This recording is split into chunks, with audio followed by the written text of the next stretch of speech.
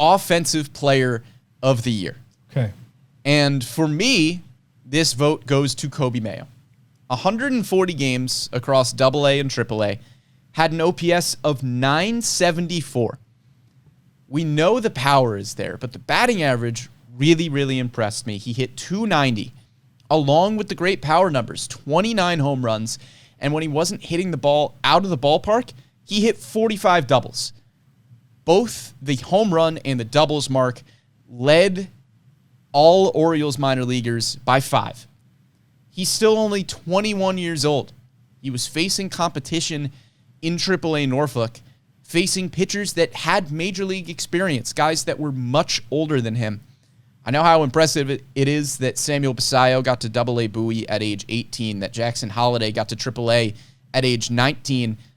That's otherworldly stuff, but let's not forget that Coby Mayo is still punching above his weight class, age-wise, in AAA Norfolk, and put up some of the best offensive numbers in the Orioles system. Hey, you almost get caught up with all the crazy stuff that's happening in the Orioles farm system.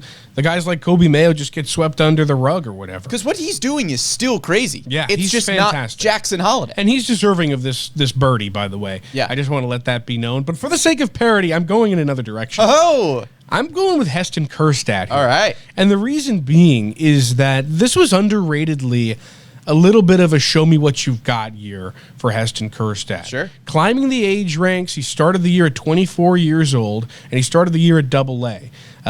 Finished last year at Aberdeen, played an incredible Arizona Fall League where he hit .357 with an OPS above 1,000. He was fantastic, and he came in this year and he absolutely mashed. Double-digit home runs in both Bowie and in Norfolk, and he comes up because of his bat at the end of the season to Baltimore and contributes a little bit and makes the playoff roster. So Kjerstad, for me, is the guy that I'm going to give the nod to because he showed up when he was called upon. It was a year in which the Orioles were thinking, all right, we've got a 24-year-old kid who has a ton of potential in AA.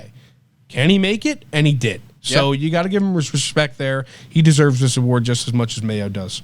Yeah, as you mentioned, Heston Kjerstad is somebody that wasn't on our radar in terms of a big league promotion this year for obvious circumstances, just that he was, fighting an uphill battle to get through the minor league ranks. He didn't have a lot of experience playing professional baseball, and starting at AA and not really seeing fantastic numbers in 2022 in the minor league system, you kind of went, okay, like you hope he shows you something in AA Bowie and he probably gets promoted to AAA Norfolk at some point during the season.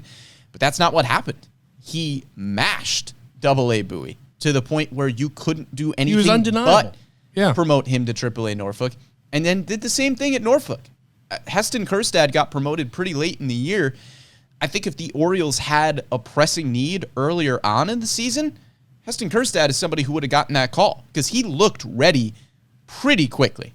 He's the kind of guy, sorry to cut you off. No. He's the kind of guy who I feel like grows into the archetype in his professional career as just a pro hitter. Yeah. Like he is just a professional hitter, goes out there. It doesn't matter who he's facing, what level he's at, he's going to put up big numbers. He has literally every single year that he's played baseball since college. So he's been fantastic. That guy's awesome. Yeah, and it's interesting, too, when you're talking about Kjerstad's profile, because he doesn't exactly fit the kind of hitter that the Orioles have been developing and been trying to develop in their minor league system. That dude swings. Yeah. And we know the Orioles' philosophy is swing at pitches you can do damage with and don't swing at pitches that, aren't going to hit the med ball, which the Orioles set up during batting practice, and it's kind of in the middle of their strike zone. And it's to teach, hey, if a pitch is going to hit that, you can do damage with that.